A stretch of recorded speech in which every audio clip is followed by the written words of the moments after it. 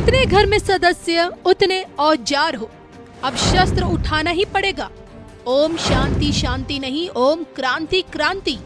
छेड़ेंगे तो फिर छोड़ेंगे नहीं।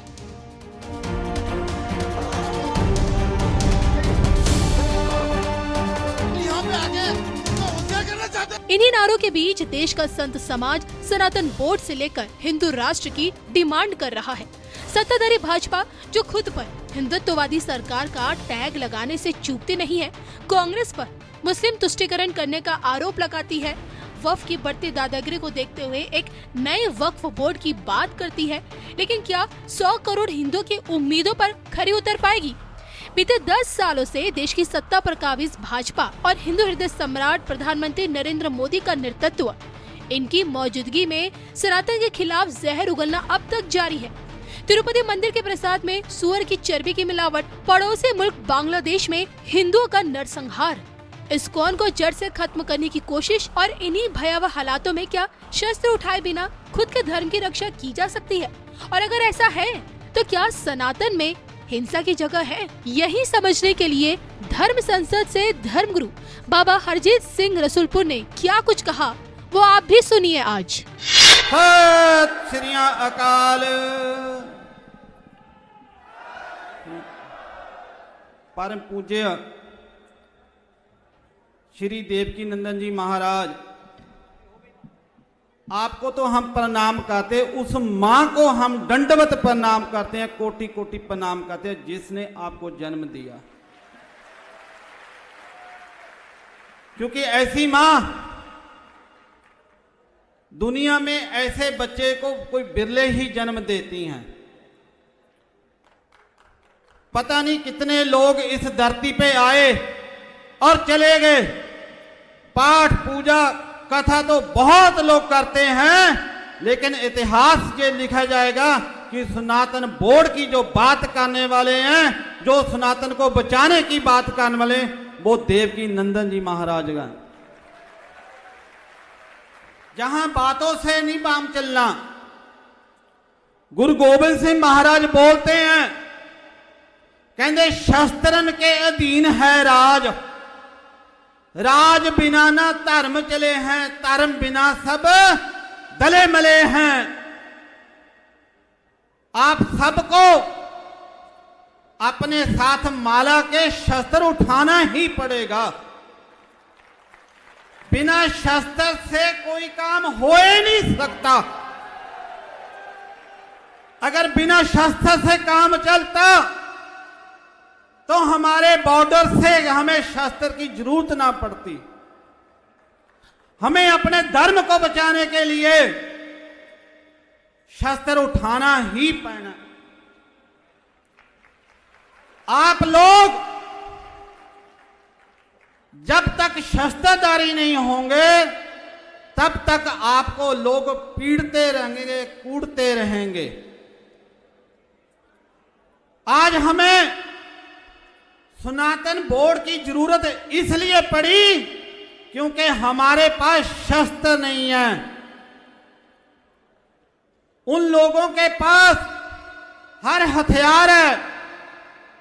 पूरी दुनिया में जहां इस्लामिक कंट्री हैं, उनका इतिहास आप लोगों को पता है कि वो शस्त्र के बल पे लोगों को मारते हैं, लूटते हैं। हमें जहां कनाडा में जो हमारे देश को तोड़ने की बात करते हैं, हमारे मंदिरों पे जो वार करते हैं, हम इस मंच से उनको बोलते हैं कि जे हिंदुस्तान है, जे भारत है, ना सिख अते सनातन को कोई तोड़ सके, ना कोई हम तोड़ पाएगा। गुरु तेग बहादुर साहब महाराज ने चांदनी चौक में जहां सनातन के लिए अपना बलिदान दिया, तो वहां गुरु गोबिंद सिंह जी तलवार ने उनका शीश लिया भी है। मैं देवकी नंदन महाराज जी के चरणों में एक जरूर बेनती करूंगा कि बातों से काम नहीं चलता।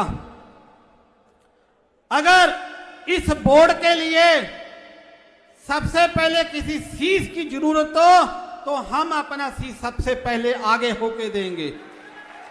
जे हम जहां से वादा करते हैं।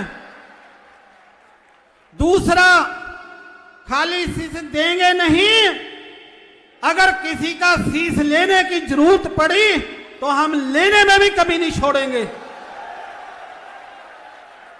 बस अब हमें एकजुट होके रहना, डटे रहना कि अपने पांव, अपने बच्चों को बोलो कि कलम तो सीखनी है लेकिन हथियार भी सीखना है।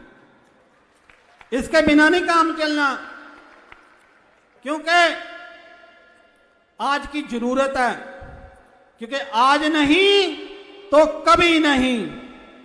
सो जितने भी जहां स्टेज पे संत हैं, महान श्री शंकराचार्य महाराज जी को दंडवत प्रणाम। मेरे बड़े भाई पूज्य श्री चिंतानंद महाराज जी, नारायण गिरी जी महाराज, तमाम जितने भी संत हैं, सबके चरणों में सिर रख के मेरा प्रणाम। और आखिर में कहते जिसकी जुबान पे फतेह उसकी मैदान विच फतेह। गज के गजाओ जी, वाहिगुरु जी का खालसा, वाहिगुरु जी की फतेह। जय श्री राम, जय श्री राम। ये किसके लिए? ये सनातन बोर्ड किसके लिए? ये सनातन बोर्ड आपके लिए। इस मंच पर बड़े बड़े साधु संत आप सबको आशीर्वाद देने के लिए आए हैं। मेरे मित्रों, इनको ना सांसद बनना है ना विधायक बनना है, इनकी चिंता है कि मेरा धर्म सुरक्षित रहे।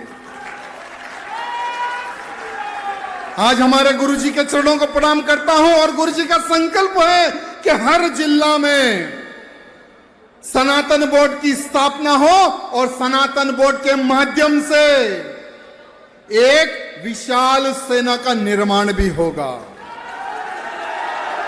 और यह सनातन बोर्ड जरूरी है मेरे मित्रों, बहुत जरूरी है, यह बात ध्यान रखना। क्योंकि इस सनातन बोर्ड को हम हमारे जिला में, हम हमारे विधानसभा में, हम हमारे पार्लियामेंट क्षेत्र में स्थापित करके नौजवानों को जोड़ेंगे तो आने वाले समय में यही सनातन बोर्ड आपकी रक्षा के लिए तन मन धन से खड़ा होगा।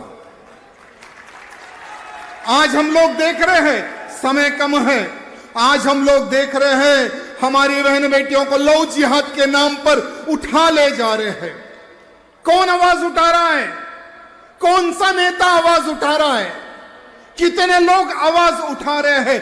लेकिन सनातन बोर्ड का निर्माण होने के बाद में जो सेना का निर्माण होगा, जिस भाषा में ये लव जिहाद सुनेंगे, समझेंगे, उस भाषा में उनको समझाया जाएगा। मेरे मित्रों, आज हम लोग कहते हैं कि देश धर्म का नाता है, गाय हम सबकी माता है, लेकिन हमारे जीते जी हमारे गैया मैया को काट कर मांस को एक्सपोर्ट किया जा रहा है।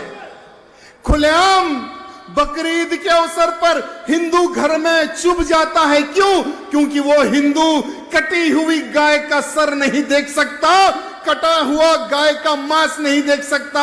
हिंदू क्या सोचता है कि हमें कौन सहयोग करेगा, हमें कौन सपोर्ट करेगा।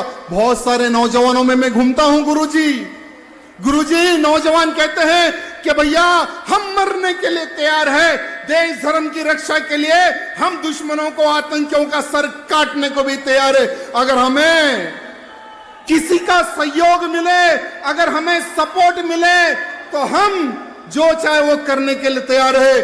तो ये सनातन बोर्ड उन देश प्रेमियों को भी सपोर्ट करेगा जो आतंकवादियों का खात्मा करेगा।